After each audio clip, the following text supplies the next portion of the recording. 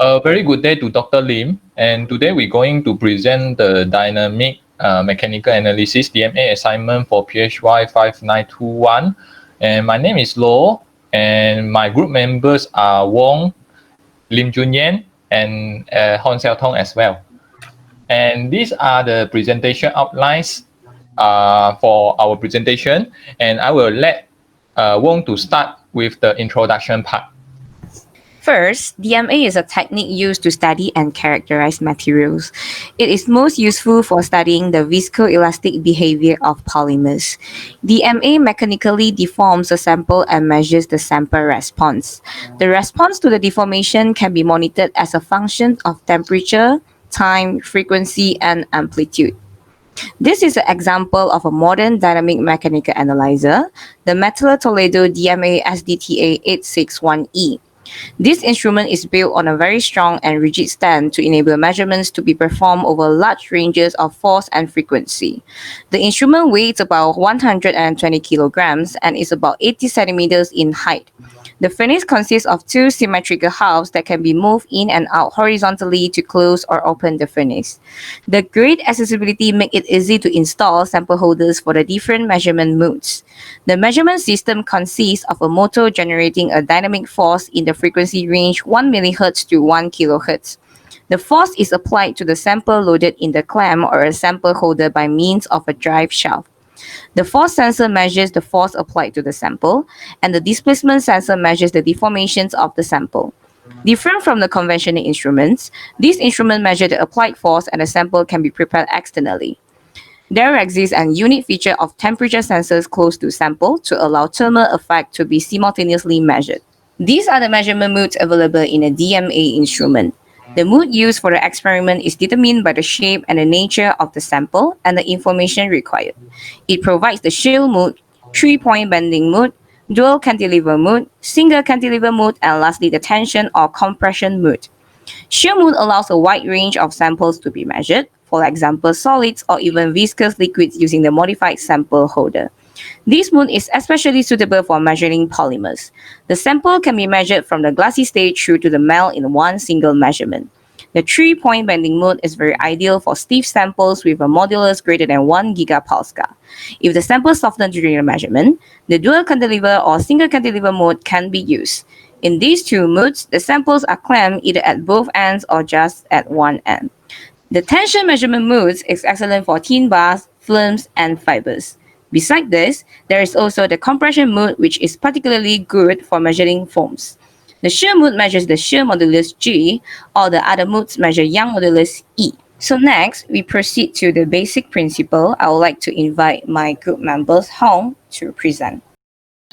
DMA is widely used to evaluate the material properties such as viscosity, which is the tendency to flow of the material, and next, modulus, the stiffness from the recovery of the sample, damping by converting the energy into heat, and lastly, the elasticity, which is the capability of the material to undergo recovery process after deformation.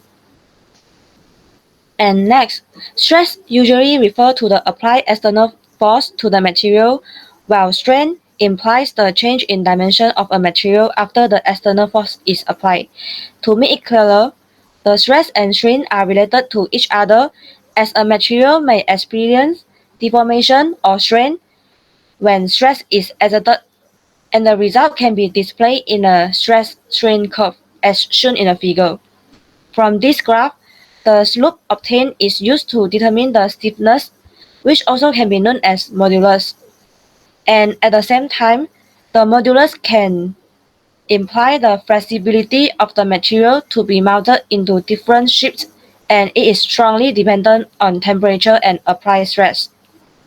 However, there is a significant difference between the modulus obtained from DMA and Young modulus from a stress-strain curve.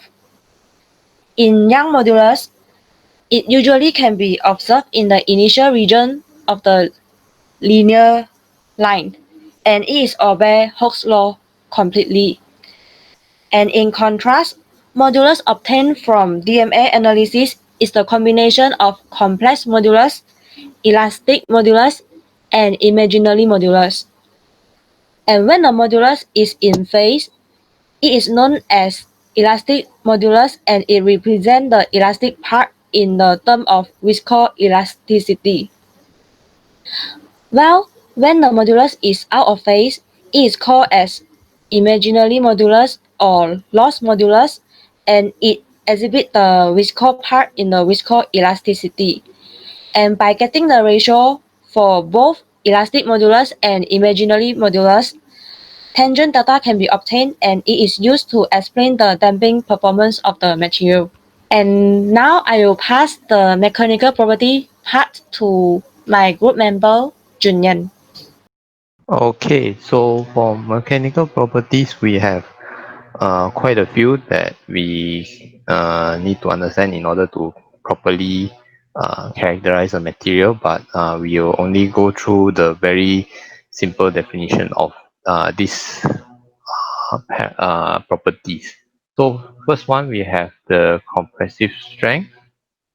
So it is the ability of a material to withstand compression, very clear cut. So you can see in the diagram how much force do we need to press the cylinder from the pink one to the blue one. And then for the tensile ultimate strength, which is the maximum stress that can be withstood by the material before it breaks. So you can see in the diagram in the top right corner, the ultimate strength is there, which the highest strength it can withstand before the material starts to deteriorate and then rupture. And then for the yield strength, it is slightly above the elastic limit.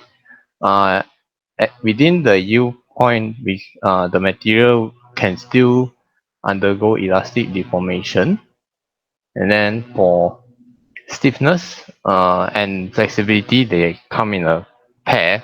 We define stiffness as whether a material can remain straight if we put something heavy on it. And then the flexibility is how well can the material bend when we put something on it. So for elasticity and plasticity, they are also in a pair. So not exactly in a pair, they are more like a continuation. The elasticity is how long a material can deform elastically. So as you can see in this diagram, how long can the material stay there and then deform and then go back to its original shape. For plasticity is how long the material can stay in the plastic deformation zone before it reaches fracture.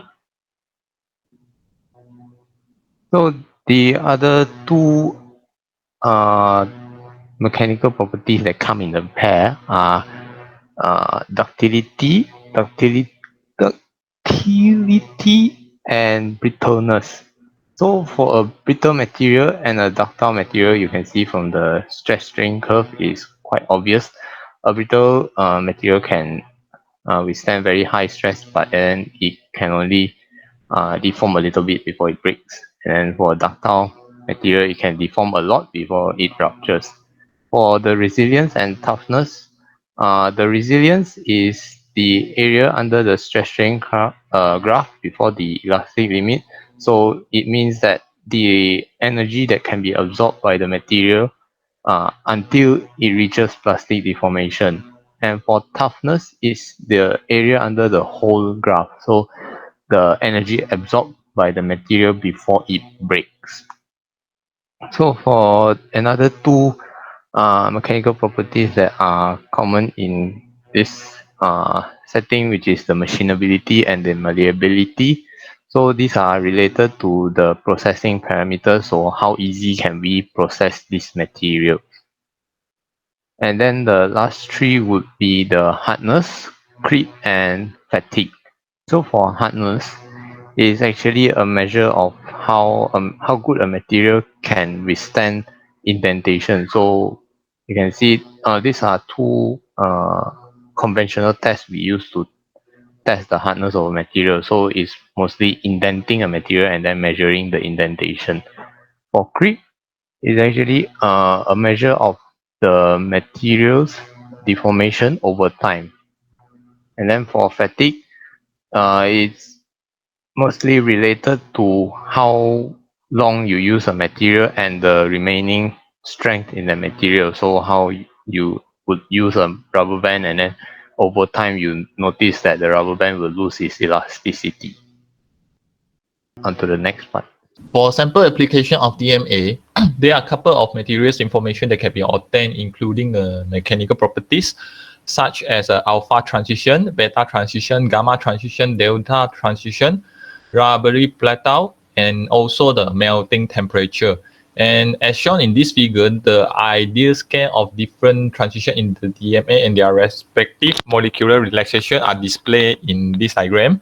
And now, there are a few samples that will be discussed briefly to investigate the material properties through the DMA analysis.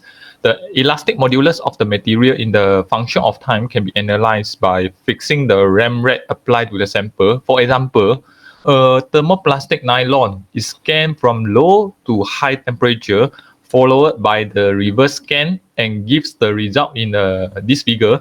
And the glass transition, also known as the alpha transition of the nylon, is observed at around 50 degrees Celsius, which can be assigned to the movement in the main molecular change.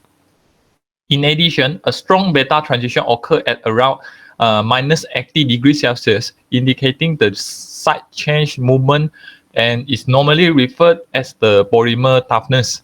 And for the other graph, the DMA scale of the nylon is overlapped with a sample that fails in use. And a notable difference can be found in both absolute size. In terms of the area of the T peak in the tangent data, and also the size relevant to the glass transition and the melting transition. And this justifies the sample that fails in use is exhibiting a lower damping capability relative to nylon, which probably resulted from localized molecular change motion. And for the thermoset case study, DMA can be used to track the changes in the viscosity and the modulus of the material during the curing process. And in this figure, showed that the DMS came from a melt adhesive to epoxy, and followed by the formation of the cap better. And an initial reduction in the modulus and viscosity can be observed in both graphs relating to the initial melting process on the uncured materials. And when the graph slope decreases until a minimum point, which is a minimum viscosity, a sharp increase in the slope happens due to the material's curing process and reach the material's vitrification point, which indicate the complete transformation to a non-crystalline amorphous solid. And the estimation of the activation energy could be obtained from the viscosity slope during the curing process. And if a more accurate activation energy is desired for the curing process modeling, isothermal scan in DMA is suggested to be carried out due to its comparable value of the activation energy relative to the DSC, differential scanning calorimetry. And also, DMA is applicable to determine how the viscosity of the polymer reacts. Suspension and the solution is affected by the shear rate and frequency at a fixed temperature as shown in this figure. And by scanning across a region of interest frequency, the elasticity and the adhesive flow formation of the material could be obtained. Based on the material's frequency behavior, the molecular structure information, such as a molecular weight distribution, can be identified. And now, let's move to the next part, which is the pressure, strength, and flow. And I will pass the presentation to Wong. Okay, thank you. So there are two types of stress that will occur in the case of viscoelastic materials: normal stress and shear stress. The first type of stress, normal stress, pertains to an object that's either being compressed or stretched by two forces pushing or pulling on it from opposite directions and simultaneously. Normal stress occurs when the force acting upon the object are aligned such that they are directly opposite to each other in the same plane. Thus, we have the elastic modulus represented by uppercase E for normal stress, and it is equal to the ratio of normal stress to its resultant normal strain. The second type of stress, shear stress, occurs when two forces are not aligned such that it causes molecules to slide past each other, resulting in a shearing, deformity, or strain. Unlike a normal force, a shear force is parallel to the reference plane that is acting upon, and the resultant shear strain causes the object to change shape due to the change in its angle without a change in its dimensions. The shear elastic modulus is, however, represented by the uppercase G. So G is equal to the shear stress over the shear strain. So both E and G will represent the elastic strength of the materials. Liquid-like flow also can be known as Newtonian model, usually referred to the tendency of flow for the materials when fixed temperature and force is executed. Firstly, the phenomenon can be explained by the influence of strain rate on a material and dashpot model introduced by Newton. The material will move through the holes by applying the stress, and the shear rate will be increased as well as the flow rate. The stress-strain rate curve will be exhibited in a linear line, and it can be represented by the following equation. Some common examples for Newtonian fluids are oils and liquids, while polymers, food products, and other real materials are non-Newtonian fluids. And these non-Newtonian fluids can be characterized into different ways based on their deviation from ideal behaviors. The complex moduli are represented by E star for normal stresses and G star for shearing stresses. The complex modulus of elasticity is equal to the Pythagorean sum of the elastic component called the storage modulus, represented by E prime and G prime. The viscous component are also called loss modulus, represented by E double prime and G double prime, such that we have the complex modulus E star for normal stresses equal to E prime plus E double prime, and the shear complex modulus G star equals to G prime plus G double prime. The more easy way to describe viscoelasticity is through the ratio of G double prime to G prime. This ratio is known as tan delta. The relationship between the complex modulus and the storage and loss moduli is that of the relationship between the three sides of a right triangle, with the complex modulus being the hypotenuse. As a result, it follows from the theorem that the tangent of the angle delta is equal to the ratio of the opposite side over the adjacent side of G double prime over G prime. If the tangent delta is more than 1, then the material is more elastic than viscous, acting more like a block of gelatin. If the tangent delta is greater than 1, then the material is more viscous than elastic, acting more like a honey. This shows an idealized DMA curves of an amorphous plastic polymer. In the glassy state, the polymer is almost ideally elastic, and the value of the storage modulus G prime is very high. As we move from the left to right along the temperature axis, the polymer enters the glass transition range. The material becomes leathery and soft, and the storage modulus decreases by about 3 orders of magnitude. The loss modulus G double prime and tan delta exhibit peaks.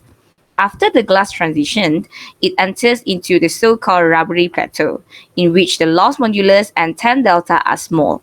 In this region, thermoplastic materials exhibit rubbery-like properties and can be plastically deformed. The width of the rubbery plateau increases with increasing molar mass. At higher temperatures, the materials start to flow, assuming that it does not start to decompose. The storage modulus decreases while the loss modulus and tangent delta become larger, and the material behaves like a liquid. So now I would like to pass to Hong for the next presentation. So for application of DMA for real problem, in the first step, we need to decide in two options. Firstly, the material characterization are carried out based on their properties, or secondly, the performance of material are tested and by modifying the condition to be close to reality. The performance testing is generally carried out under specific circumstances where one knows the material can be used and function well, but unclear of its parameter in order to improve their effectiveness. So, to design a model test, it is crucial to know the parameters such as frequency range, changes in temperature, or the amount of the applied stress. If cannot do so, then it will be moved to the next direction, where the significant steps in the process are copied exactly to observe the response of the material. However, this will lead to some issues as it requires higher level of understanding, and furthermore, the frequency used or the time scale might be beyond the limitation and affect the result. And next, the performance of material can be tested by ensuring the standard sets of conditions are well controlled. And there are a few examples of testing conducted in DMA as shown in figure below.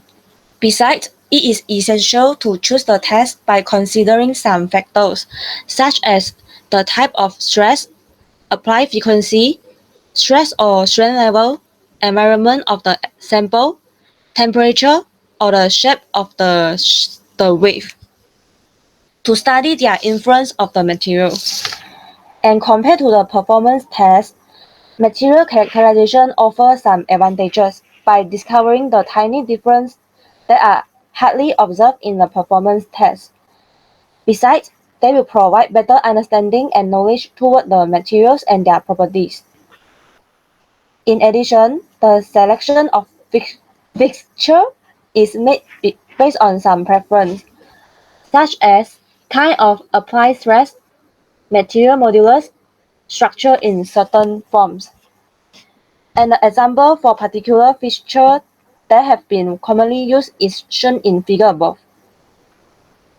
In DMA, the response of material to load can be determined as there are some critical points can be observed in the stress strain curve, including the region of linear behavior, quantity of applied force required for the sample to yield, and the maximum force that material can withstand before it breaks.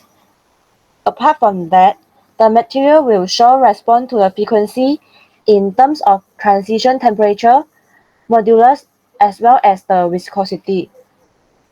And next, the sensitivity of the materials to temperature can be evaluated to predict the maximum dynamic force that the materials can withstand, and also the occurrence of the thermal transition.